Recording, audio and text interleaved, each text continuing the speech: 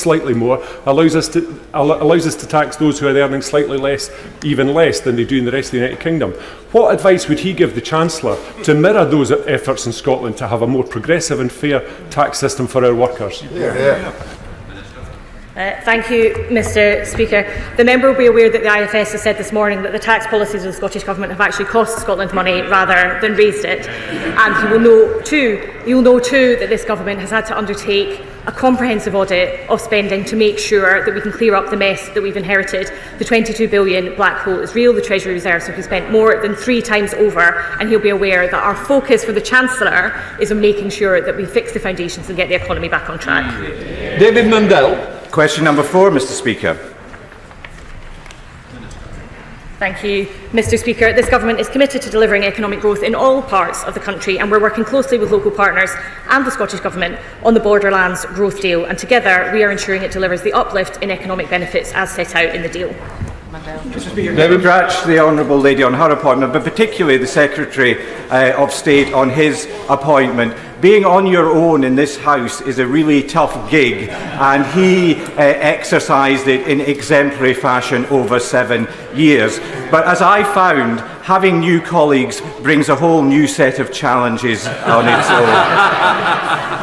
Can I ask the Honourable Lady if she will ensure that the mountain bike centre at the Carley Mill in Innerleithen is prioritised? There has been a suggestion that the project will not now go ahead in that location.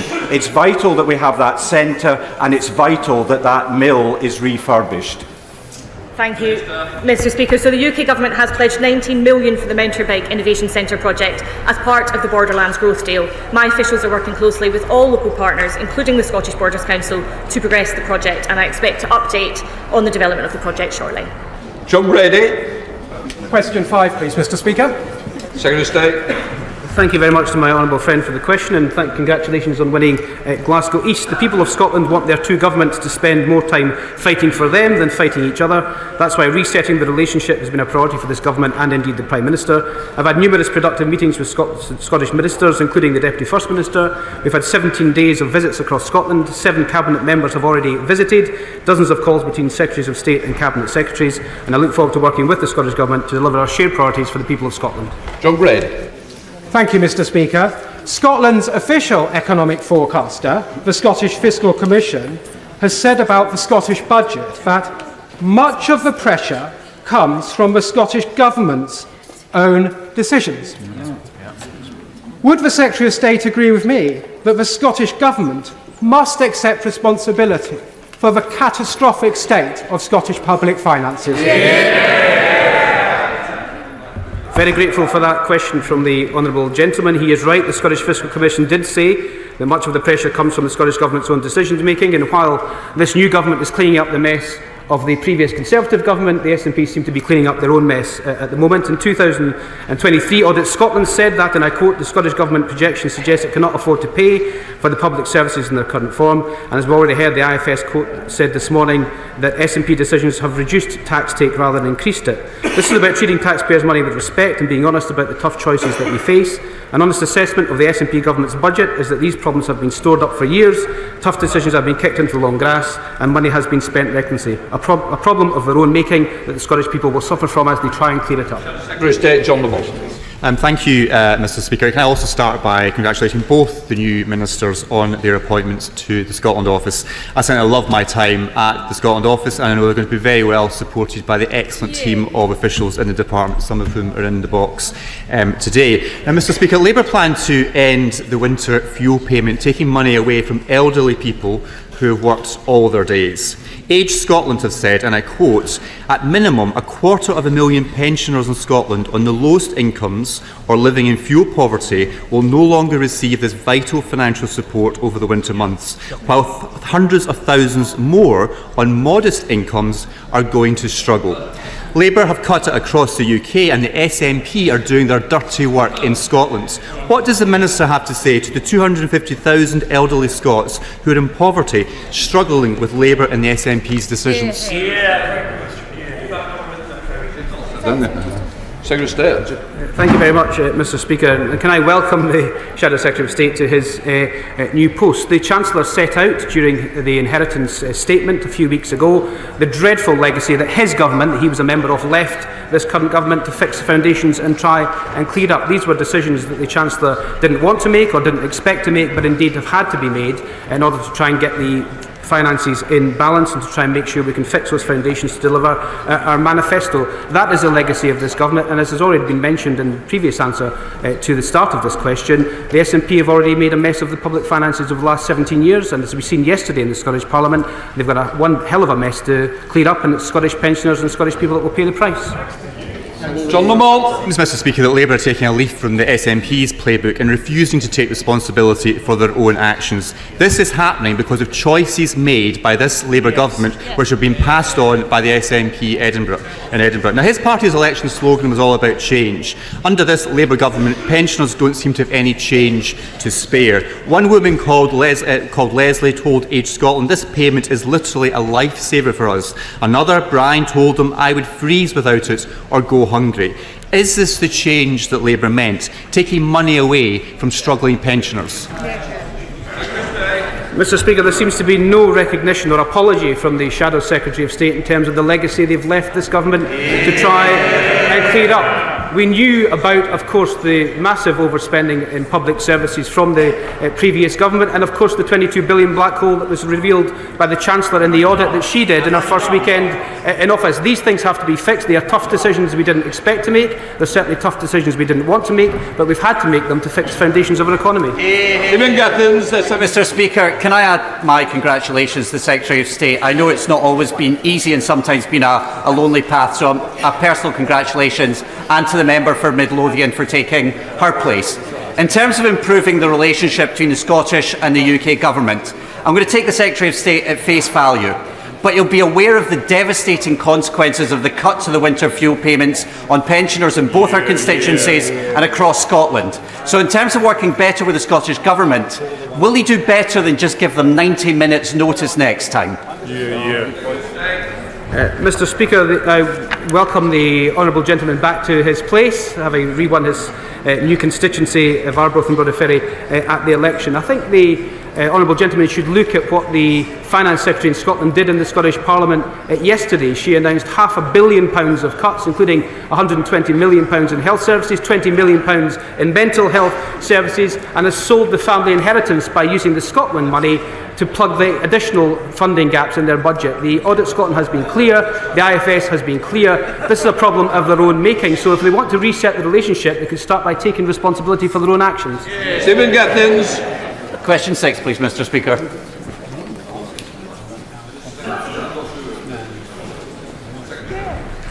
I'm just giving the Minister number 6. I'm committed to working with the Scottish Government, and I've already met with the Deputy First Minister 4 times in 8 weeks. Resetting the relationship between Scotland's two governments is crucial to driving economic growth. Just last week, my right honourable friend, the Chancellor of the Exchequer, was in Glasgow and met with the First Minister. The Prime Minister has made it a key part of his new way of working in government to reset that relationship and has met with the First Minister to have those discussions. And members of the business community discuss growing the Scottish economy. It's all of our choices to grow the Scottish economy, and something we all need to do together. Stephen Gittins. Mr Speaker, and I'll thank the Secretary of State for his response. He will be aware that macroeconomic policy sits here, that decisions taken sit here that have a huge impact. Now, we've worked on this issue in the past before. Does he agree with the SNP that being outside the customs union in the single market is bad for growth in the Scottish economy? Or does he agree with the Conservatives and their colleagues in Reform that it's been good for the Scottish economy? Mr Speaker, the honourable gentleman is taking no responsibility for the decisions that his party makes in the Scottish Government. We've seen that yesterday in terms of the plugging the holes in their own public finances. The IFS have been clear that the decisions they have made has taken the tax take down in Scotland, despite it being the highest tax part of the country. And I think it's time, if we are to reset this relationship, that they start off by taking accountability and responsibility for their own decisions. Rachel Taylor. Thank you, Mr Speaker. Sport has played an essential role in economic growth in Scotland. What steps will he take to ensure the legacy of Sir Andy Murray is recognised in Scotland? I'm grateful for the question, Mr Speaker. Can I tell the House and announce today that Andy Murray is no relation to myself, despite the fact we share the same physical physique? But I can assure you that the Scotland Office and this Government will do all we can to make sure that wonderful legacy of one of Britain's best sportspersons of all time is certainly maintained. John Kilprighton. 7, Mr Speaker. With permission, Mr Speaker, I will answer questions 7, 9 and 10 together. Scotland's at the forefront of this Government's mission to make Britain a clean energy superpower by 2030. We will headquarter Great British Energy, a new publicly owned clean energy company capitalised with £8.3 billion in Scotland. This will help create thousands of jobs, deliver energy security and lower prices permanently for consumers. Just this week, the sixth allocation for the Contracts for Difference scheme was announced, with over 130 renewable projects awarded contracts, with 20% of those projects based in Scotland. John Kilprighton. Thank you, Mr Speaker. Can I welcome the Secretary of State to his position? We watched him for many lonely years as he held the fort on his own. He was always outnumbered, he was never outgunned. Can he use the full firepower of the Scotland Office now to convince Cabinet colleagues and industry players of the vital role and potential of the Arnish fabrication yard in Stornoway and its sister yard in Methil, both of which are coming up for sale as part of going to market for Harland Wolff?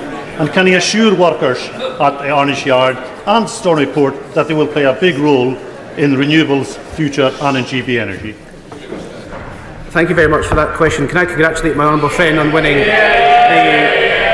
the Western Isles? He is Mr Western Isles himself, and he'll be a champion for those particular islands. The Government will continue to engage with Harland and Wolff, local MPs and the Scottish Government to monitor the situation and support a resolution that provides long-term certainty for the yards and workforces across the whole of the UK, with all 4 yards across the UK being treated as one.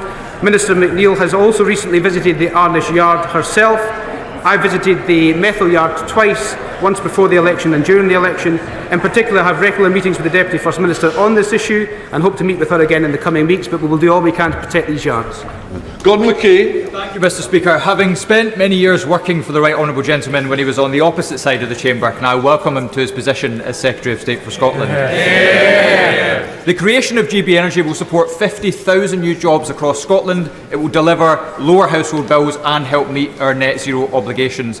Given that Glasgow already has a fantastic renewables industry, can I ask him what work he has done with his Cabinet colleagues to ensure that GB Energy supports jobs in Glasgow?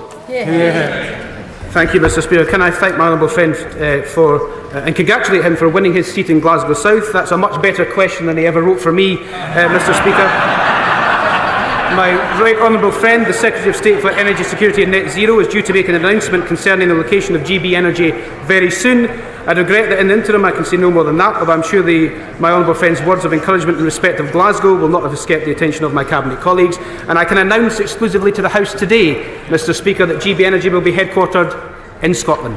Richard Baker. Mr Speaker, my right honourable friend is aware I've been working closely with Unite GMB and local management at the Methil yard in my constituency during the restructuring process for Harland and Wolff. Will he agree with me that 200 skilled workers at Methil and those at Arnish have a vital contribution to make to our ambitions to grow our renewable sector, and all stakeholders a vital role in securing the long-term future of these yards? Can I thank and congratulate my honourable friend for winning Glenrothes in mid-Fife, Mr Speaker. I acknowledge the efforts of my honourable friend and indeed many honourable members in the House and in the local area in respect of the Methil fabrication yard. The yard, along with many others like it, will have a key role in fulfilling our ambition for Scotland and the UK to become a clean energy powerhouse. In addition to GB Energy, the National Wealth Fund will help unlock further investment opportunities for ports, heavy industry and manufacturing companies that have a crucial role to play in creating jobs in our transition to net zero. I've been to the Methil plant twice myself. It's a world-class workforce, and I can assure them we'll do everything we possibly can to make sure they've got a bright future. John Cooper. Mr Speaker, thank you. I welcome the Secretary of State to his place and thank him for his generous words about the work of Sir Alistair Jack previously in that role. Does, however, the Right Honourable Gentleman share my consternation this morning that 2 sanctioned Russian oligarchs now have a share in Harbour Energy, our largest producer of North Sea oil and gas? This seems incredible at this time, not least since the company which they are using to have this stake read a letter. We, for our part, forced them to divest themselves of a broadband company because they were a threat to national security. Can we look again at this decision? Can I thank the honourable gentleman and welcome him to his place, and congratulations on winning his seat. Mr Speaker, the Foreign Secretary is sitting 2 seats along from me. I'm sure he would have heard what he said. I'm sure it's a concern to everyone in the House, and we'll make sure that a written response is given to the honourable gentleman as soon as possible. Come to Shadow Secretary of State, John Lamont. Mr Speaker, thank you. The Rosebank oil field is going to provide more than £6 billion of investment in UK-based businesses. The Jackdaw oil field will cater for the energy needs of 1.4 million UK households. But this Labour government are jeopardising all that investment, energy and the jobs by dropping the UK government's opposition to the judicial review which aims to block these vital energy projects. Can the Secretary of State seriously tell the 90,000 people whose jobs rely on oil and gas in Scotland that the future of this crucial industry is secure under Labour when it is his government's policy to oppose all new developments? Can I thank the Shadow Secretary of State, and can I firstly say to him that he should stop scaremongering with the 90,000 workforce in the North Sea. Oil and gas will be with us for decades to come. The Finch decision, of course, that he refers to was something that this government had to consider very carefully. The Secretary of State, my right honourable friend, has started a consultation on consenting, which will affect Jackdaw and indeed Rosebank that he has mentioned, and that should conclude within the next 6 months. John Lamont. Mr Speaker, question 8. For what number? Number 8. Number 8. With permission, Mr Speaker, I will take questions 8 and 13 together. We will strengthen the Migration Advisory Committee and establish a framework for joint working with skills bodies across the UK, the Industrial Strategy Council and the Department for Work and Pensions. The needs of our economy are different across the regions and nations, and different sectors have different needs. Given that skills policy and employment support are devolved, we will work with the Scottish Government when designing workforce plans for different sectors. This will ensure our migration and skills policies work for every part of the UK. Mr Speaker, the tourism and hospitality sectors right across my Argyll, Bute and South Lochaber constituency are desperate for people to come and work. But because of Brexit and end of freedom of movement, we have the jobs but we do not have the people. The government know that Scotland needs people. So will the government now reaffirm Jackie Bailey's commitment and assurance to voters and now commit to facilitating the creation of a Scottish visa? Thank you, Mr Speaker. We are committed to ensuring that there is effective Scottish representation on the Migration Advisory Council, and I look forward to working with the Home Office and engaging with sectors on ensuring that the immigration sector works for all parts of the UK. Kirsten Blackman. The skilled worker salary threshold and the skills list is simply not working. Will the Minister make sure that the skills occupation list is actually fit for purpose for Scotland, and will she make sure that that skills shortage occupation list works in order for our energy transition to work? Mr Speaker, it's fixing the foundations of our economy that is the key to bringing long-term prosperity. That includes future-proofing the economy for all, whether that is for long-established families or new arrivals. The Chancellor will set out plans to fix the foundations at the budget on the 30th of October. We now come to Prime Minister's questions. I call Bill Esterson. Question 1, Mr Speaker. Prime Minister. Mr Speaker, I know the whole House will want to congratulate our Team GB Olympic and Paralympic athletes and support staff for their outstanding achievements so far. Mr Speaker, yesterday's incident in the Channel was shocking and deeply tragic, and our thoughts are with all those who've lost their lives and their families. We must have a renewed determination to end this. And Mr Speaker, the chair of the Grenfell Tower Inquiry, Sir Martin Morbick, has today published the inquiry's Phase 2 report. And I know that the whole House will be, thoughts of the House will be with the bereaved and the survivors of the Grenfell Power tragedy and the residents in the immediate community. I will be making a statement shortly after PMQs today. Mr Speaker, this morning I had meetings with ministerial colleagues and others, and in addition to my duties in this House, I shall have further such meetings later. Bill Esterson. Thank you, Mr Speaker. Can I associate myself with the Prime Minister's remarks about the loss of life in the Channel and about Grenfell? The latest suicide figures are a sobering reminder of the misery caused by mental ill health. Maghull Health Park in my constituency is a centre of excellence with high, medium and low security hospitals on the same site. The staff do an amazing job, but demand has gone through the roof, especially since the pandemic. Does my right honourable friend agree that it is essential that we have the same level of priority for mental health care and physical health care in this country? Yes, and I thank my honourable friend for raising this critical issue. I think so many are affected by the tragedy of suicide. I'm pleased to hear about the work that he refers to, but 1 million people are not getting the support, the mental health support that they need. And that is why we will recruit 8,500 mental health workers to treat adults and children, and bring forward legislation to modernise the Mental Health Act, an act which I think is well overdue for modernisation. Thank you. We come to the Leader of the Opposition, Rishi Sunak. Thank you, Mr. Speaker. And can I join with the Prime Minister in paying tribute to the Grenfell community? And we're going to rightly discuss that important issue shortly after PMQs.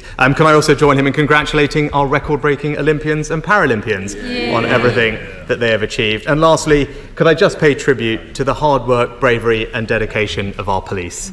This summer, in challenging circumstances, they served our communities commendably and kept us all safe. Now, Mr. Speaker, government is about making choices, and the new Prime Minister has made a choice.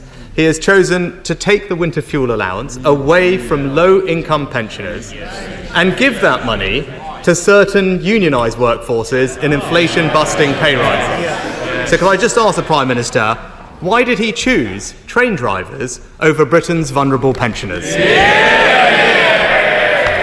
Mr. Speaker, this government was elected to clear up the mess left by the party opposition and to bring about the change that the country desperately needs.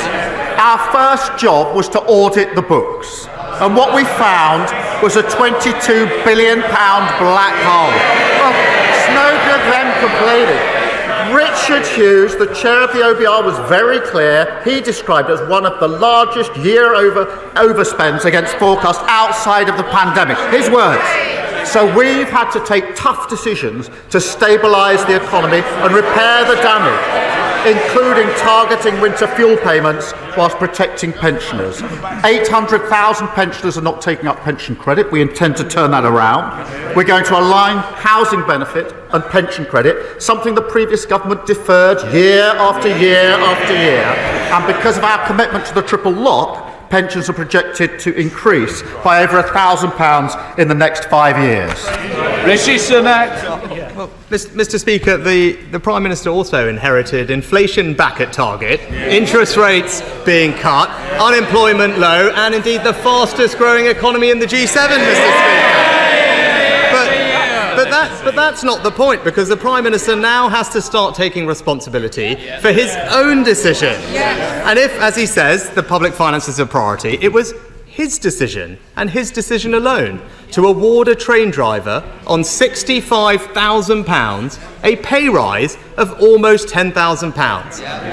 And it was also his decision that a pensioner living on just £13,000 will have their winter fuel allowance removed.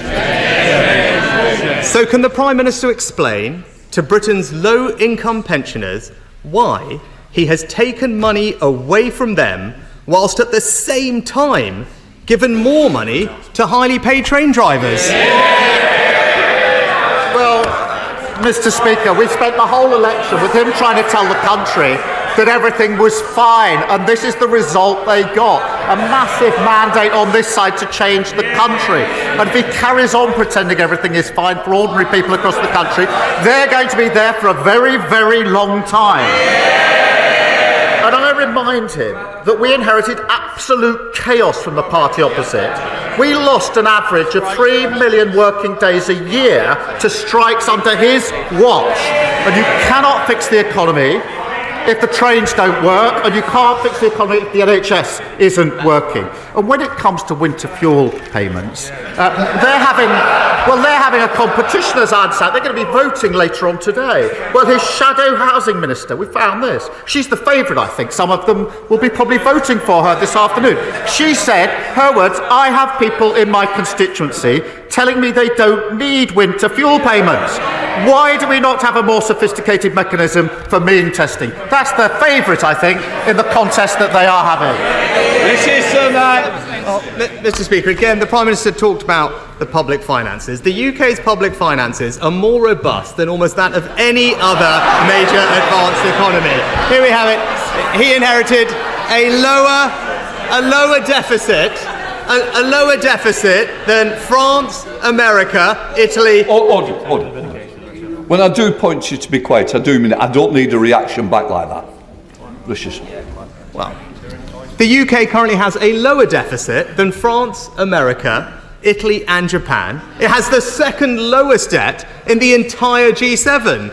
And he opposed every difficult decision that we took to deliver that. So I certainly am not going to take any lectures from him on that, Scott. But he talked about protecting ordinary people. Well, last year, under the Conservative government, a low-income pensioner with just £13,000 received not only the winter fuel payment, but also hundreds of pounds of additional cost of living support, both of which he has now scrapped. Age UK have said cutting the winter fuel allowance is the wrong policy. And only this morning, we've learnt that the vast majority of the poorest pensioners in poverty, are going to see that vital support removed. So can he tell the House, very specifically to the pensioners that are watching, how much less support a pensioner on £13,000 will receive this winter? He talks about tough decisions. It's tough to inherit £22 billion black hole, which the OBR did not need. That is the inheritance. That's what they left. Now, back when they were in government, they'd have pretended it wasn't there. They'd have walked past it, put it in the long grass. We're not going to do that because we were elected to change this country for the better and stabilise our economy. No Prime Minister wants to do what we have to do in relation to the winter fuel allowance, but we have to take the tough decision to stabilise our economy to ensure that we can grow it for the future. And as I've said, we are working hard on pension credit. We're allowing housing benefits, which they didn't do for years, and over 5 years, it's a projected increase of up to £1,000 for those on pensions. We are tough decisions that they done. The government doesn't have to choose to take money off low-income pensioners in order to give it to highly paid train drivers. That is a choice that he has made, and it will be clear to any pensioners watching that he simply can't explain why he has made that choice. But, Mr. Speaker, turning to another important issue. The government has suspended 30 of the UK's 350 arms export licences to Israel. It's a decision that the Chief Rabbi says beggars belief and will encourage our shared enemies. Can the Prime Minister therefore explain how his decision will help to secure the release of the 101 hostages still being held by Hamas? Prime Minister. Well, Mr. Speaker, can I start by saying I think the whole House will be shocked by the horrific killing of 6 hostages in the last few days. And I know I speak for the whole House when I say that. The remaining hostages must be released, and we need a ceasefire to ensure that that can happen, that aid desperately needed can get into the region, and we can begin the path to a two-state solution. Now, he asks how we arrived at this decision. He knows very well, because the legal framework is clear. The latest guidance was issued in 2021 under his government, and that means that licences have to be kept under review, as they were by his government. And I think he probably knows the advice that was given to his government. He understands the framework. We've carried out the review in the same way and come to a clear legal conclusion. And shared that conclusion, the assessment, with Parliament. We will, of course, continue to stand by Israel's right to self-defence. But it is important that we are a country committed to the international rule of law. that gives us the strength of argument with our allies on important issues. This is a difficult issue, I recognise that, but it's a legal decision, not a policy decision. And the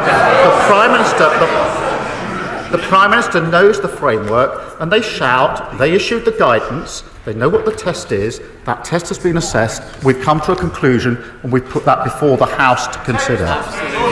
Prime Minister.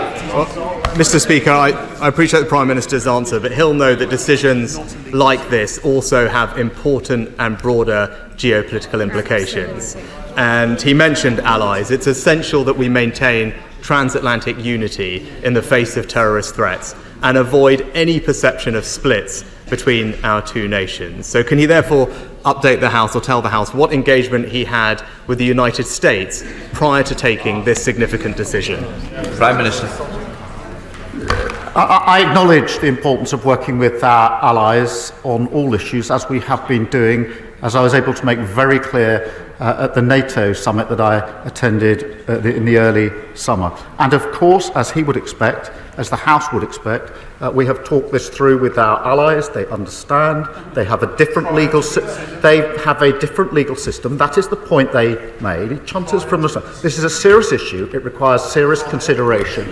And the Prime Minister knows the legal framework. He knows the legal framework very well. He also knows that applying that framework, the facts of that framework, and arriving at a decision does not permit me to simply then say I'm not going to implement the legal decision and conclusion that's been reached. I don't think he's really inviting me to do that. Rishi Sunak. Mr. Speaker, not only do these decisions have geopolitical consequences, but they also have emotional ones too. And the Prime Minister took this action on the very same day as the funerals of Israeli hostages murdered by Hamas. It's something that the Board of Deputies described as a terrible, terrible message to be sending.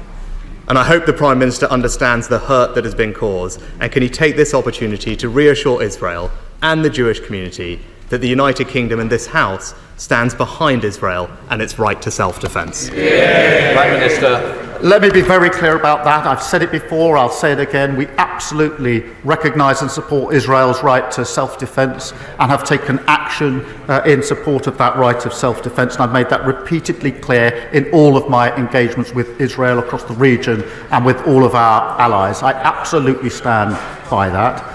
But in relation to licences, this isn't an Israel issue. It's the framework for all licences that have to be kept under review. It's the same test for all licences, as the Prime Minister knows. And having applied the law to the facts and come to a legal conclusion, I don't think the Prime Minister is really inviting me to put that to one side. We have to, the Leader of the Opposition. This is a serious issue. We either comply with international law or we don't. And we only have strength in our arguments because we comply with international law. I appreciate the party opposite didn't think that international law mattered, and that's why we got into the pickle that we did. Lord Hatton. Mr. Speaker, I welcome the Home Office's decision to close the Bibby Stockholm barge in my constituency. We all know this barge is a gimmick. First, it arrived late. Second, it cost the taxpayer a fortune. Third, it was laden with fire and disease risks. And fourth, it likely contributed to the death of a 27-year-old asylum seeker on board. So can the Prime Minister reassure my constituents that this unworkable gimmick and similar unworkable gimmicks will be closed down as we clear up the mess from the party opposite? I thank my honourable friend for the question. Unlike the party opposite, we won't waste money on gimmicks. And that's why within days we ended the Rwanda scheme, we announced the launch of the Border Security Force, and we're preparing legislation to introduce counter-terrorism powers to tackle gangs. And in the first 2 months, we've removed more than 400 people on planes who had no right to be here. Compare that with the 4 volunteers sent to Rwanda that cost £700 million. This is a government of service, not a government of gimmicks. Here comes the Leader of the Liberal Democrats, Ed Davey. Thank you, Mr. Speaker. Can I echo the Prime Minister's words about the terrible tragedy at Grenfell, welcome the inquiry and look forward to the statement we'll discuss shortly. Mr. Speaker, for the last 18 years, Norman has been a full-time carer for his wife, Ros, who has MS and Alzheimer's disease. Early this year, he was forced to go back to work to earn the extra money for the cost of caring for his wife. As their income is just a few £100 above the limit for pension credit, they're set to lose their winter fuel allowance unless the Prime Minister listens to these benches and others and changes this plan. So, if he doesn't, what advice does the Prime Minister have to Norman and Ros and millions of struggling pensioners as they face rising heating bills this winter? Prime Minister. I thank the honourable member for raising that important question. I know how much he, both politically and personally, has championed carers. We have taken a difficult decision, and I'm not pretending it's not a difficult decision. Of course it's a difficult decision, because we have to stabilise the economy. We have to stabilise the economy. We went through, the first thing the Chancellor did was an audit. She found £22 billion worth of unfunded spending commitments. We can't walk past that. We can't pretend it doesn't exist. That's what the last government did. We have to take tough decisions. We will put all the support in that we can, obviously talk to the learned gentleman about this, but we have to take the tough decisions in relation to this. They walked away from those decisions. That's what got us into the mess in the first place. But you can't grow your economy, you can't fix your economy unless you stabilise it first. Ed Davey. Can I say to the Prime Minister, we recognise the appalling financial problems left to him by the last Conservative government, but can I say no one understands the difficult decisions you need to take to balance the books as unpaid family carers like Norman. So many millions of pensioners have struggled over recent years thanks to the last government. The number of pensioners who can't afford to heat their homes has doubled since 2019. So will the Prime Minister support our campaign for more urgent action to invest in insulation and renewables so we can help pensioners and all families make it cheaper to heat their homes every winter? Yes, of course. And I remind him that there are 800,000 pensioners who are not claiming pension credit, which of course then deals with the winter payment allowance, and so that's why we are taking so much care to ensure that we can get them onto pension credit. Again, aligning housing benefit with pension credit, something they left undone for years, will make a massive difference. And of course the triple lock, which over 5 years will mean pensions are expected to rise by up to £1,000. Yasmin Qureshi. Thank you, Mr. Speaker. 4 years ago, the previous government ordered a review into the hormone pregnancy test drug Primados and found that the drug had caused avoidable harm. Primados was given to women in the 1960s and the 70s and resulted in many babies being born with severe disabilities. For the last 12 years, I have stood in this Parliament and pleaded with the last government repeatedly to do the right thing. So I ask the Prime Minister today, will he commit to take a fresh approach to this issue, and will he meet with me and the campaigner Marie Lyon to discuss how we can give closure to the families who have been denied justice for the last 50 years? Well, I thank her for that question and for her work on the APPG. I am sympathetic to the families who believe their children suffered from these tests and committed to reviewing any new evidence which comes to light. Mr. Speaker, at the moment the Health Department is reviewing a publication from Professor Danielson, and we'll follow the results of that review. And I'm happy to ensure that the Health Minister does meet her to discuss this further. Gavin Robinson. Thank you very much, Mr. Speaker. Can I thank the Prime Minister for visiting Northern Ireland within the last fortnight, and particularly for the time he spent with injured officers of the Police Service of Northern Ireland. He will know of their courage, but he will also know of the dogged determination of our Chief Constable John Boucher in his desire to see adequate resourcing for his officers who not only stand for law and order in Northern Ireland, but stand in the face of racism, violence and of an ongoing national security threat from dissident Republicans. So can I therefore ask him to earnestly and urgently engage in a discussion about uplifting the national security grant afforded to the Police Service of Northern Ireland and ensure that the PSNI can face the challenges that we need them to face head on? Well, I thank him for that question, and it was important for me to go to Belfast to meet the injured officers and to say simply thank you for what they are doing, and of course the impact it has on their families. I do recognise the difficult financial position the PSNI faces, and the Chief Constable and I have spoken about this on more than one occasion, as you would expect. I mean, predominantly it's for the Justice Minister and the Executive to set the PSNI's budget, and an operational matter for the Chief Constable in relation to how he allocates that. But I have been talking to him about what further support might be possible, because I do realise just how important it is to him and to the PSNI and to Northern Ireland more generally. Emma Foodie. Thank you, Mr. Speaker. Last week, ticket-selling websites like Ticketmaster left millions of Oasis fans furious. But worse still came minutes later when tickets started to be relisted online for thousands of pounds. This profiteering at fans' expense is not a one-off. The cooperative party's campaigning for a new licensing body with real teeth to tackle this online touting. Does the Prime Minister agree with me that fans should be at the heart of live music and that urgent action is needed to protect fans against this horrid practice? Yes, I do. And firstly, it's great that Oasis are back together. I think, from what I've determined, about half the country is probably queuing for tickets over the weekend. But it is depressing to hear of price hikes. I'm committed to putting fans at the heart of music and end extortionate price resales, and we're starting a consultation to work out how best we can do this. Harriet Cross.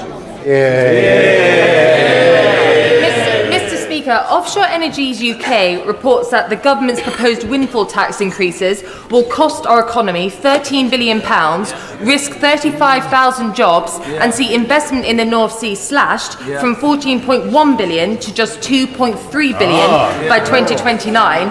It also suggests that there's going to be a £12 billion cost in tax revenues. How does this proposal chime with the Prime Minister's goal of economic growth? And will he reverse this tax increase, which industry leaders are calling economic suicide for the oil and gas sector? Mr. Speaker, we're committed to the transition that is necessary in relation to energy to renewables, which will lead to cheaper energy, energy independence and the jobs of the future. But let me be clear, oil and gas will play its part for many years to come, and that's why we've been really clear about the support that we have for oil and gas. And I'm sure she and others will want to celebrate the fact that just this week, Contracts for Difference secured a record 131 new clean energy projects, enough to power 11 million homes, and that is the jobs of the future. Will Chalmers. Thank you, Mr. Speaker. The Prime Minister will remember visiting my constituency in June, where we toured Germany Beck, a fantastic development of 600 new homes. But because of Tory dither and delay, it took the best part of a decade for that site to get through planning. You can grumble all you want, but my families are paying the price for their mistakes. Can the Prime Minister reassure me that this government will speed up the planning process so we can get more homes built, and will one of his ministers meet with me to discuss the housing crisis in York? Yes, I remember that visit well, and was struck by the delays in planning because the system was broken by the previous government. We will deliver 1.5 million new homes, Mr. Speaker, drive economic growth and fulfil the dream of home ownership, shattered for 14 years under the former government. And that means changing the planning rules, a tough decision they were not prepared to make that happen and to grow our economy. Thank you. Mr. Carmichael. Thank you, Mr. Speaker. Last month, SSE, the operators of the new Viking Energy wind farm in Shetland, were paid £2 million in order not to generate any electricity from it. Is there not something badly wrong with an energy market that pays big corporates not to produce electricity, while the people living amongst the turbines endure some of the highest levels of fuel poverty in the country? So will the Prime Minister and the Government now look seriously at the idea of an islands tariff, so that islands communities such as those represented by me and by his honourable friend from the Helen and the Near may see some genuine benefit for the community from hosting renewable energy developments such as this? Well, I thank the honourable gentleman for raising this issue, which is obviously a considerable concern to him and his constituents. The National Grid, as he knows, does balance the grid by occasionally requesting some generators to stop when there's not enough capacity on the network. That's not good enough. That's not acceptable for the reasons set out in his question. It's a problem that wasn't fixed over the last 14 years, but a problem we are determined to fix as we go forward. And I will make sure that a relevant minister speaks to him about the particular issue in his constituency. Dr. Peter Princely. Mr. Speaker, thank you. As a surgeon from East Anglia, I welcome the measures the new government has taken to fulfil its mission to fix the NHS. In my constituency of Bury St Edmunds and Stowmarket, the West Suffolk Hospital is badly affected by RAC. Just like the James Paget Hospital in Norfolk, where I've worked for nearly 30 years. Does the Prime Minister agree with me that the RAC hospitals must be priorities as the new government undertakes its review of the new hospital programme? I thank him for his question, and also he brings huge expertise to this area. We have to reset the new hospital programme and put it on a sustainable footing. The last government promised 40 new hospitals. The problem is there weren't 40, there weren't new, and some of them weren't even hospitals. Hospitals with RAC will, of course, including West Suffolk Hospital, must be a priority. So we're reviewing the programme, and the Secretary of State will update Parliament as soon as possible. After 14 miserable years of the worst Tory government in modern times, the best this Prime Minister can offer the British people is things can only get worse. Well, for him and his calamitous opinion ratings, that's probably true. But why does he think he has such an unprecedented fall in his popularity? Is it his attacks on the pensioners? Is it leaving children in poverty? Is it the re-emergence of Labour cronyism? Or is it because his austerity is even worse than the Conservative variety? I remember when they used to sit here. It's a long way up, and there's very few of them, so I don't think we need lectures on popularity and non-election. Yes, MP. Thank you, Mr. Speaker. I welcome this week's news on the changes, the government plans around Ofsted, including the removal of single-word judgments. This is great news for head teachers in West Lancashire who've raised this issue with me, along with other issues around Ofsted, and for parents who will have more transparency on the performance of schools. How does the Prime Minister see these changes developing a more positive relationship between Ofsted, government and schools, and improving standards so that all our young people can thrive? Prime Minister. Mr. Speaker, we're committed to the best education for every child, whatever their background and wherever they come from. The current single grade does not work well, and that's why we're going to have a richer dashboard which will give parents more information and allow intervention more quickly, and that's why it's been so warmly welcomed across the country. Rebecca Pope. Thank you, Mr. Speaker. I am new to this House, but I know that we all want our pensioners to live with dignity and security. In my constituency of Reigate, there are around 17,000 pensioners expected to lose their winter fuel payment this year. Of most concern are those just above the pension credit threshold who will be hardest hit.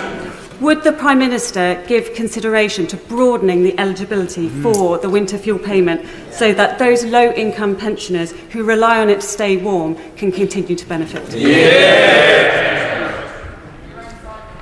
Can I welcome her to her place? And Reigate is obviously a place I know very well, as she knows. But the reality is this decision has been taken because of the £22 billion black card. So responsibility for the decision lies with the party that broke the economy. There's a reason we have a mandate for change, and there's a reason that this party is now sitting there, and that's because they broke the economy. And I'm not going to apologise for clearing up the mess that they left. Deirdre Costigan. Thank you, Mr. Speaker. After 14 years of Conservative failure, crime and street drinking now blight areas of Southall Town Centre, West Ealing and Hanwell Broadway in my constituency of Ealing Southall. So can the Prime Minister set out how his government will take action to ensure our town centres are transformed into places where my constituency can finally feel safe again? Thank you. This is an important issue, Mr. Speaker, and I've heard too many people say that antisocial behaviour is some sort of low-level issue. It really impacts lives across the country. We have to tackle it, and that's why we will put more police on the streets. We will have more effective powers to deal with antisocial behaviour, and we'll introduce Young Futures programmes to divert young people who are getting into trouble. Sir Ashley Fox. Question number 14, Mr. Speaker. Thank you. The Schools Minister will be happy to visit his constituency. Sir Ashley Fox. I thank the Prime Minister for his answer. Haygrove School is now condemned as unsafe. So I'm grateful for the meeting with the Schools Minister. But can the Prime Minister give Haygrove School and the other schools affected an assurance that they will be rebuilt and quickly? Because those pupils and staff are still working in porter cabins. I'm grateful. I do recognise how serious an issue this is and why he raises it. It is of real importance. The Minister will visit, and the Department of Education is pursuing all available avenues for redress against the parties responsible for the issues at the school. But I will make sure that the Minister is fully briefed and has a full discussion about this when that visit takes place. Sean Davis. Mr. Speaker, I'm a proud MP for a new town, but over the last 14 years, Telford has lost its A&E. Less police officers, GPs, teachers per head, and we've also had 40% cuts to our local government budgets. Will my right honourable friend, the Prime Minister, back places like Telford rather than overlook us, as has been the case over these last 14 years? Prime Minister. I thank him for raising this issue, and I know he'll be a really strong champion for his constituency. We're a government that will be based on actions, not slogans, and that's why we'll have local growth plans, improve public services and invest in transport links. We will fix the mess that they left after 14 years, and we will devolve power to those with skin in the game. Tim Farron. Thank you, Mr. Speaker. In the last 5 years, there have been 10 fatal accidents on the A66 along the short stretch in the Eden Valley in Westmoreland. So in our community, we are naturally deeply concerned that the vital A66 Northern Transpennine project, which would make the roads considerably safer, has been put under review by this government. Will the Prime Minister take the opportunity now and end this uncertainty today, commit to this project and save lives? I thank him for raising this question about fatalities on roads, and that is a very serious issue in relation to the A66 and other roads across the country.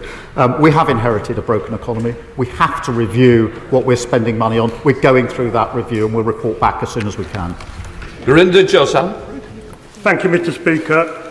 Will the Prime Minister join me in sending condolences to the family of Jadzia Koch, a 13-year-old boy who was stabbed and tragically killed in my constituency?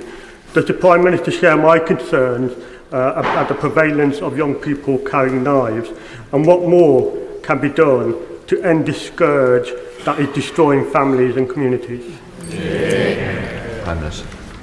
Mr. Speaker, I'm sure I speak for the whole House in saying our thoughts are with Jazia's family at this difficult time. This is tragic, it is senseless, and the age just absolutely makes one shudder. Our mission is to halve knife crime. Zombie-style knives and zombie-style machetes will be banned from the 24th of September, and there'll be a surrender scheme which has been started on 26th of August.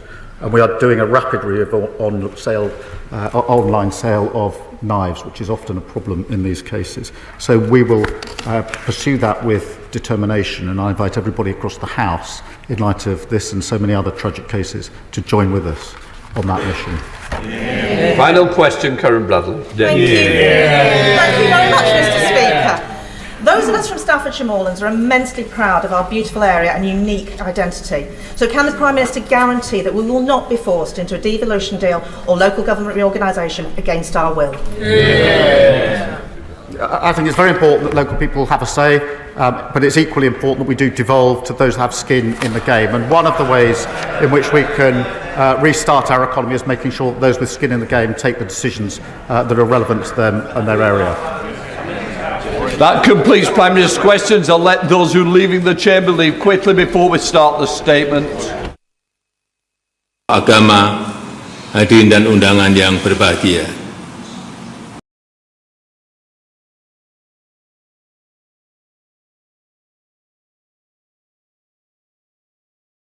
Team GB Olympic and Paralympic athletes and support staff for their outstanding achievements so far. Mr. Speaker, yesterday's incident in the Channel was shocking and deeply tragic, and our thoughts are with all those who've lost their lives and their families. We must have a renewed determination to end this. And Mr. Speaker, the chair of the Grenfell Tower inquiry, Sir Martin Morbick, has today published the inquiry's Phase 2 report.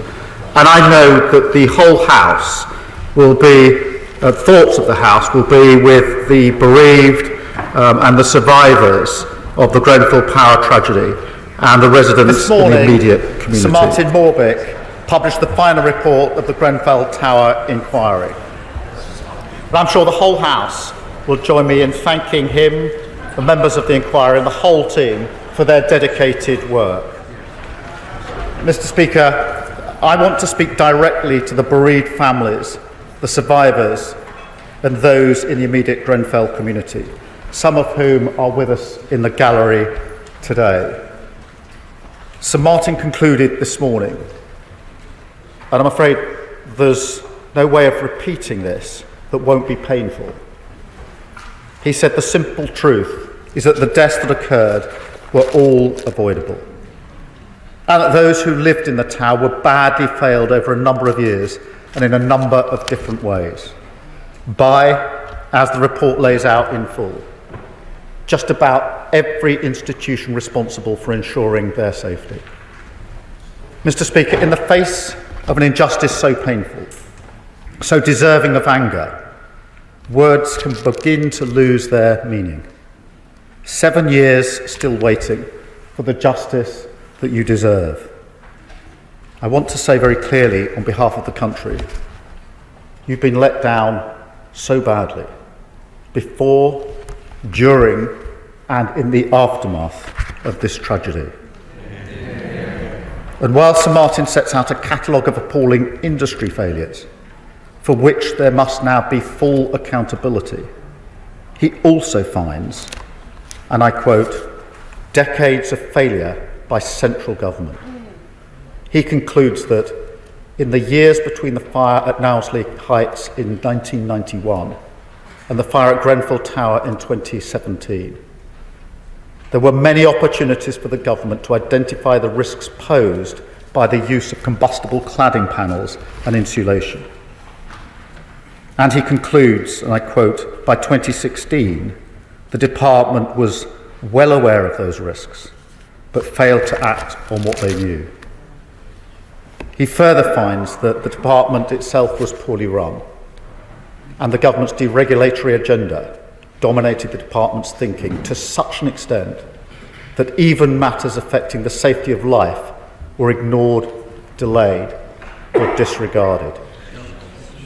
So, Mr. Speaker, I want to start with an apology on behalf of the British state to each and every one of you, and indeed to all of the families affected by this tragedy. It should never have happened. The country failed to discharge its most fundamental duty, to protect you and your loved ones, the people that we are here to serve, and I am deeply sorry. I also want to express my admiration for the strength it must have taken to relive these events when giving your evidence to the inquiry. And indeed, to see written down today the circumstances that led to the death of your loved ones. After all you've been through, you may feel you're always one step away from another betrayal. I get that, and I know I cannot change that with just words today. But what I can say is I listened carefully to one of the members of the inquiry, Ali Akbar, this morning, who said this: what is needed is for those with responsibility for building safety to reflect and to treat Grenfell as a touchstone in all that they do in the future. Mr. Speaker, I consider myself someone responsible for building safety, and that is exactly what I will do and what I'll demand of this government. Mr. Speaker, today is a long-awaited day of truth, but it must now lead to a day of justice. Yes. Justice for the victims and the families of Grenfell, but also a moment to reflect on the state of social justice in our country, and a chance for this government of service to turn the page. Because this tragedy poses fundamental questions about the kind of country we are, a country where the voices of working class people and those of colour have been repeatedly ignored and dismissed. A country where tenants of a social housing block in one of the richest parts of the land are treated like second-class citizens, shamefully dismissed, in the words of one survivor, as people with needs and problems, not respected as citizens, as people who contribute to Britain, who are part of Britain, who belong in Britain. And Mr. Speaker, unbelievably, this continued even after the tragedy. Sir Martin highlights, and I quote, certain aspects of the response demonstrated a marked lack of respect for human decency and dignity, and left many of those immediately affected feeling abandoned by authority and utterly helpless. Mr. Speaker, that alone should make anyone who feels any affinity towards justice bristle with anger. But Sir Martin continues. He finds, and these are his words, Mr. Speaker, systematic dishonesty on the part of those who made and sold the rain screen cladding panels and insulation products. And he goes on to say, they engaged in deliberate and sustained strategies to manipulate the testing process, misrepresent test data, and mislead the market. Sir Martin also cites a complete failure on the part of the local authority building control over a number of years to take basic steps to ensure that the certificates it issued were technically accurate. He finds that the work of the building research establishment was marred by unprofessional conduct, inadequate practices, a lack of effective oversight, poor reporting, and a lack of scientific rigour, and that the tenant management organisation must bear a share of the blame. Its only fire safety assessor, these are his words, had misrepresented his experience and qualifications, some of which he invented, and was ill-informed to carry out fire risk assessments on buildings of the size and complexity of Grenfell Tower.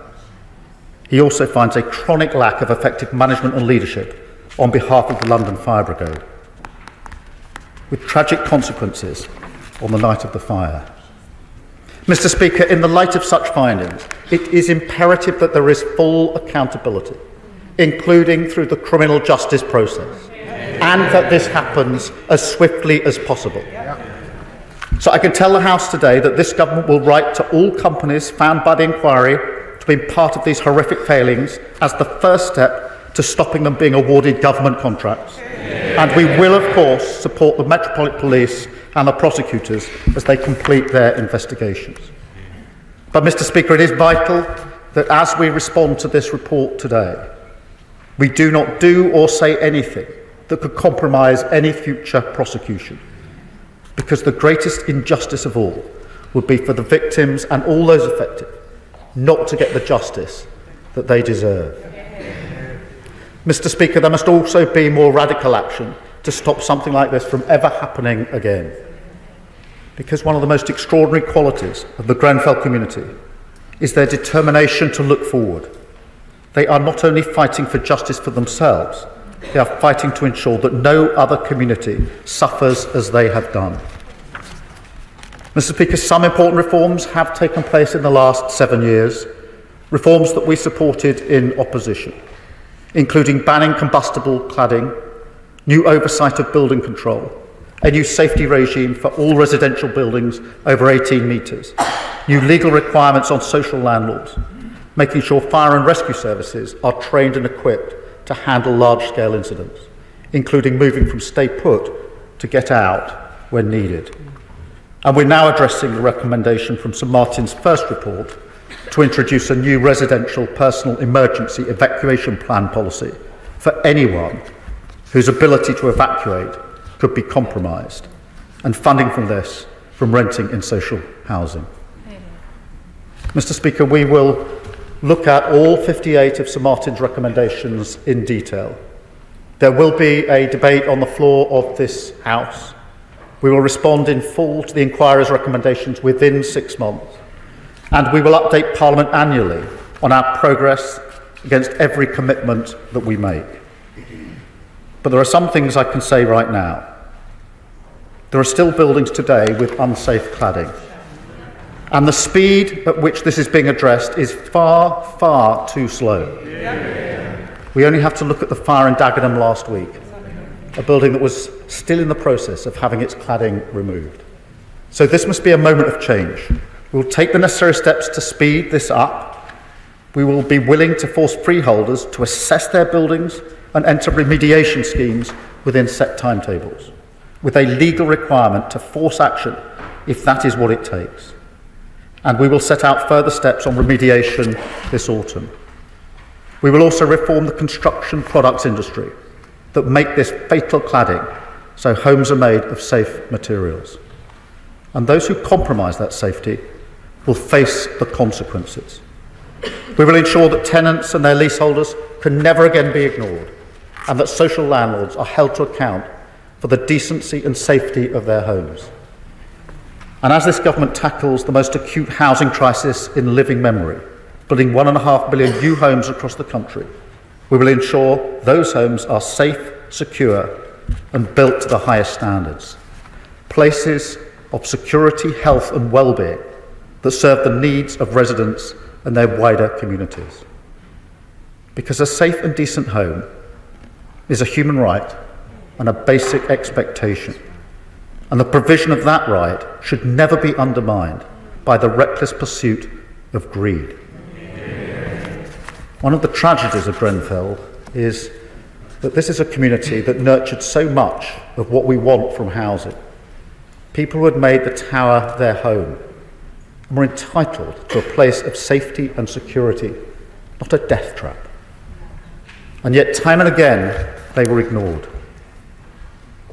Mr. Speaker, 2 weeks ago, I made a private visit to Grenfell Tower and laid a wreath at the memorial wall, and affirmed this government's commitment to the work of the Memorial Commission, delivering a permanent memorial on the site through a process led by the Grenfell community. As I walked down that narrow staircase from the 23rd floor and looked at walls burned by 1,000-degree heat, I got just a sense of how utterly, utterly terrifying it must have been. And as I saw examples of the cladding on the outside of the building and listened to descriptions of the catastrophic and completely avoidable failures of that fatal refurbishment, I felt just a sense of the anger that now rises through us. We will deliver a generational shift in the safety and quality of housing for everyone in this country. And in the memory of Grenfell, we will change our country, not just a change in policy and regulation, although that must of course take place, but a profound shift of the 72. And in that spirit, I commend the statement to the House. I call the Leader of the Opposition, Rishi Sunak. Mr. Speaker, can I start by thanking the Prime Minister for advance sight of his statement, especially giving the timing of Prime Minister's question time. And can I also associate myself and everyone on this side of the House with the Prime Minister's powerful words regarding the pain of the bereaved families, survivors, and all those affected by the tragic events surrounding Grenfell Tower. Many are with us today in the gallery, and I want to pay tribute to their strength and patience in waiting for this moment. It is not hyperbole to say that we would not be here today without them. It was their tenacity and strength that brought the truth to light, and for that they deserve our thanks. Their search for truth and justice is a noble one and has our full support. And whilst the Grenfell community's loss will have left a hole nothing will ever be able to fill, I hope that whatever healing is possible from today, that each and every one of them takes some small measure of it. I know they will never forget the 72 people who tragically lost their lives, and nor shall we. Today's publication, as the Prime Minister said, is, to put it bluntly, a damning indictment of over 30 years of successive state failures.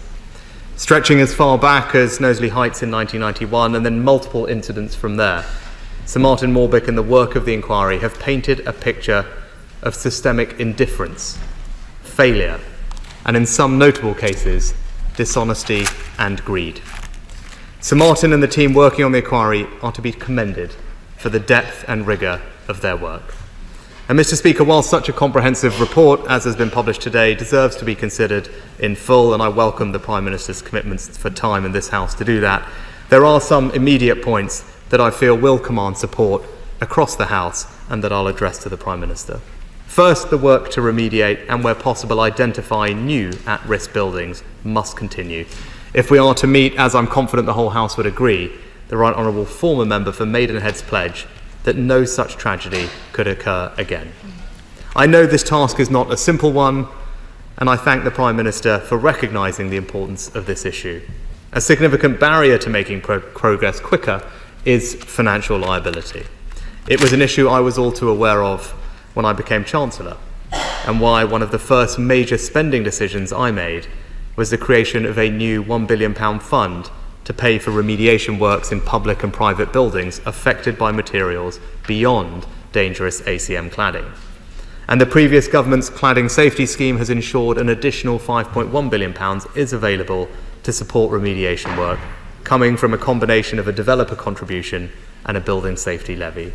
So I'd ask the Prime Minister and Chancellor to give due consideration to any further requests, especially with the upcoming fiscal event towards the end of October. The second point I'm confident that the Prime Minister would agree on is the need to maintain and update our legal and regulatory framework to keep pace with changes in materials, construction and supply. The last Parliament passed the Fire Safety Act in 2021, but also the Building Safety Act in 2022. And I acknowledge, as the Prime Minister said, that he worked constructively with the then government to deliver those improvements.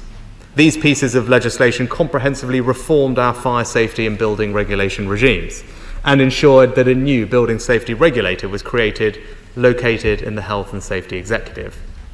But I also know that these are stepping stones towards a fire and building safety regime that remains persistently fit for purpose.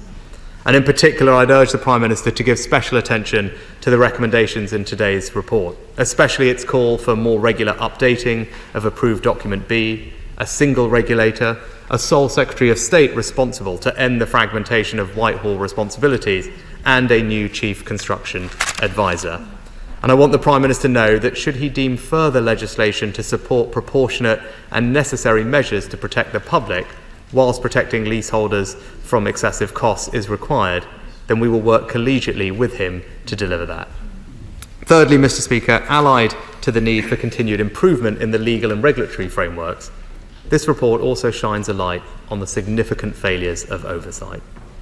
Those responsible for ensuring the independence and rigour of testing and compliance were found by this report to have had those very things compromised. In particular, the BRE, in its work with suppliers, in part enabled what Sir Martin Morbick's report has plainly described as systemically dishonest behaviour on the part of suppliers.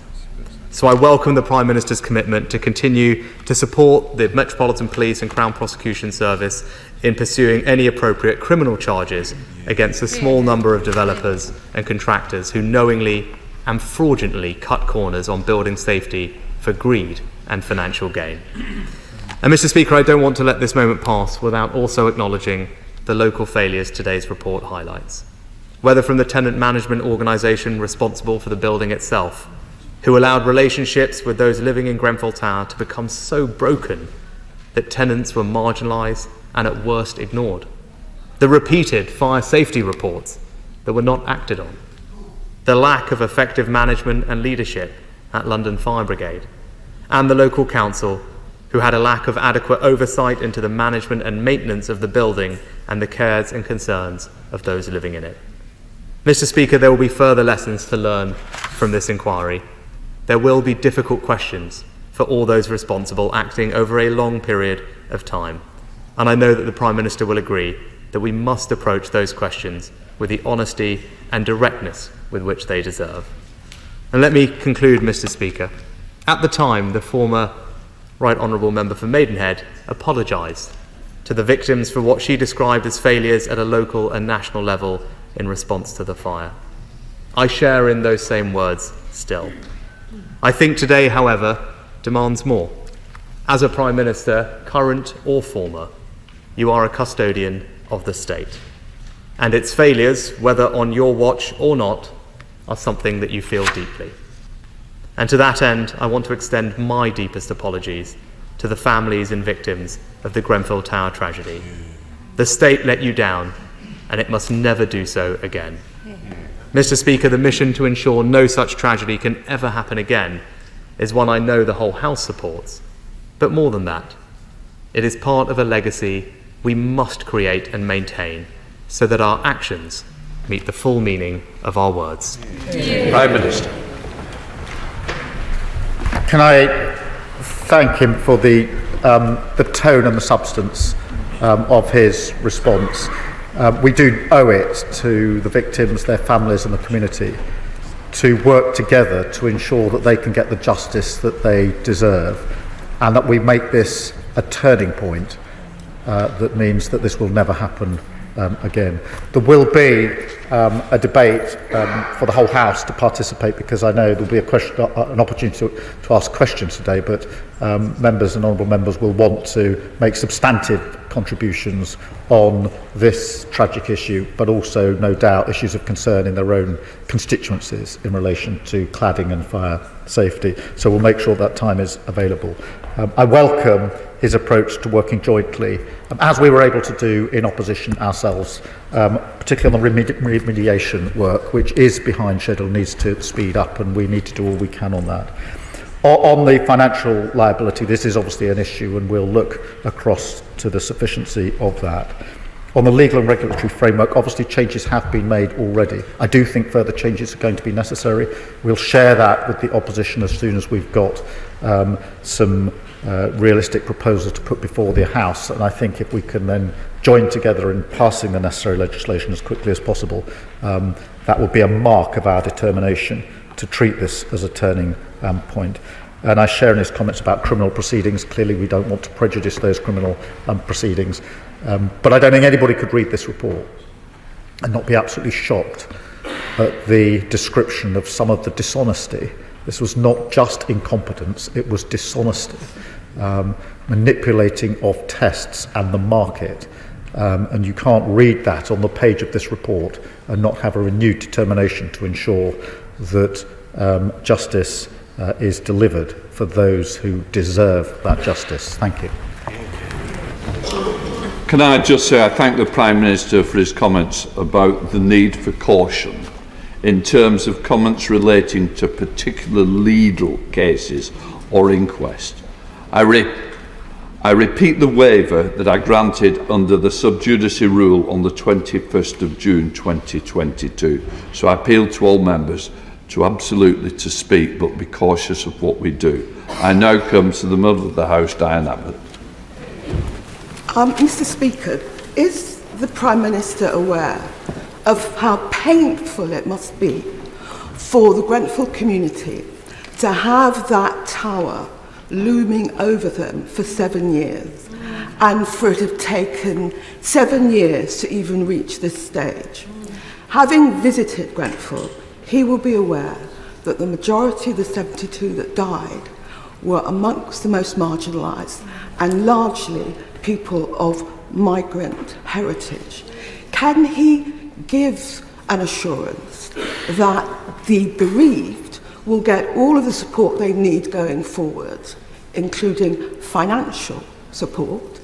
And can he also give an assurance that it will not take 7 years to bring those responsible to justice? Prime Minister.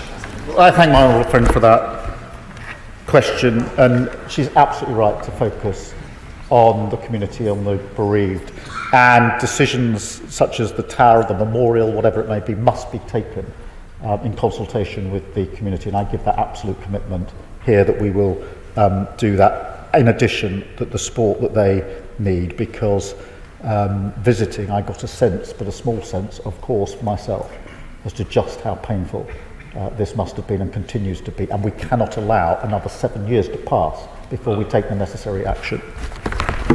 We come to the Leader of the Liberal Democrats, Ed Davey. Thank you, Mr. Speaker. And can I thank the Prime Minister for his extremely powerful comments today and associate my party with them all. The Grenfell disaster is a tragedy that shames our whole society. The report lays bare failings of governments of all parties over decades, and on behalf of my party, I am sorry. We must all learn from it and do everything we can to change the system to prevent more horrifying tragedies like this in the future. So it's right we pause today and remember the 72 people who lost their lives, as well as the survivors and the bereaved families and friends who fought so long and so hard for justice. This is their day. They waited far too long to get to this truth, and many will remain frustrated that even after today they'll still be waiting for justice and meaningful action. So I want to raise 3 issues of the many that the families raise. First, to get the justice that the families crave, criminality must be investigated, tried and punished, whether it's corporate manslaughter, fraud or misconduct in public office. So will the Prime Minister confirm the police, prosecutors and courts will have all the resources they need to bring those responsible swiftly to justice? Second, what more can the Prime Minister do, can we all do for greater urgency to act on all these recommendations so this report doesn't just gather dust on a Whitehall shelf? Even now, 7 years on, essential work to make more than 2,300 buildings safe hasn't even started. Can the Prime Minister tell the House what more will be done to remove dangerous cladding as quickly as possible, forcing those responsible to pay, not the tenants and leaseholders? And finally, we must tackle the big systemic issues that come up time and again in scandals like this, from Hillsborough to Horizon to Infected Blood. Like other scandals victims, the bereaved and survivors of Grenfell have called for a duty of candour on public officials, and we welcomed its inclusion in the King's speech. So can the Prime Minister tell us when that legislation will be published and whether the duty will cover all public officials? Well, I thank the Honourable Member for his response and join with him on this sense that this has taken too long and it's been too hard, and it's not unique in that respect in relation to these types of injustices. On the specific points he makes, it is really important that criminality is fully investigated, and we will give all support and resource that's necessary to the relevant authorities. In relation to the recommendations, we will respond as quickly as possible within 6 months. It's a long report. There are many recommendations, and I think it's right that we take time to look through them, to consider how they can be complied with, and then come back to the House in relation to that, and then come back on an annual basis to assess the progress that we are making and to be held to account on it. On the removal of cladding, that does need to be speeded up. There's no question about that, and measures are already being taken in relation to that. And on Hillsborough, that was in the King's speech. This duty of candour is very, very important, and we'll look again at it in light of this report, but we're determined to bring forward that legislation as quickly as we can. It's long overdue, but I do think, having looked at some of the report already, that it's worth reflecting and making sure what's in the report is incorporated into whatever law that we do bring forward. Thank you. Joe Powell. Thank you, Mr. Speaker. As we've heard, it's now over 7 years since 72 people lost their lives at Grenfell Tower in North Kensington. And as we heard again today, it was entirely foreseen, entirely preventable, the result of individuals and organisations that were systematically dishonest and put profit before people's lives. And I want to pay tribute to the next of kin, bereaved and survivors, including those are here today, for their resilience and strength. This is a very painful day for the community. Prime Minister, the shameless merry-go-round of buck passing that has happened for the last 7 years since Grenfell must now come to an end. So I want to thank you for your personal commitment to drive the lasting change and to hold people accountable. Can you assure me that the government will now do everything in its power to ensure that criminal prosecutions will take place as soon as possible? Can you commit to ensuring that companies identified in this report will be excluded from public contracts, held account to the full extent of the law, and pay their full weight of financial remediation for the building safety remedial work that's needed? And can he ensure that the Phase 2 recommendations for central government will be a blueprint for real change, and that implementation of those will be swift and as comprehensive as possible, so that we can really say a tragedy like Grenfell will not happen again? Prime Minister. Thank you, and I can confirm that we will do everything to make sure there is full accountability, including criminal accountability where appropriate. I do remind the House, as Mr. Speaker you have, that notwithstanding the strong findings in the report, it is the last thing now that the victims, the bereaved and the community want or need is for anything to go wrong with possible legal proceedings. So we must all bear that in mind, but I absolutely understand the sentiment. And in relation to the contracts, I stand by what I said in my statement. And I would just concur with the honourable friend on the resilience and strength of the victims, the families, the survivors and the community. It must have been really hard to give evidence to this inquiry. And it must be really hard to read the details in this long report of what happened, and even harder still to read the conclusions in relation to the failures and the dishonesty. And so we must pay respect to that resilience and strength. Bob Black. Thank you, Mr. Speaker. And very sadly for most of us, this report is not a surprise, because many of the things that were being said over many years have now come to fruition in these recommendations. As the Prime Minister has quite rightly alluded to, the conspiracy on testing of products is clearly going to be something that must be subject to criminal proceedings. Will he therefore look at some of the recommendations immediately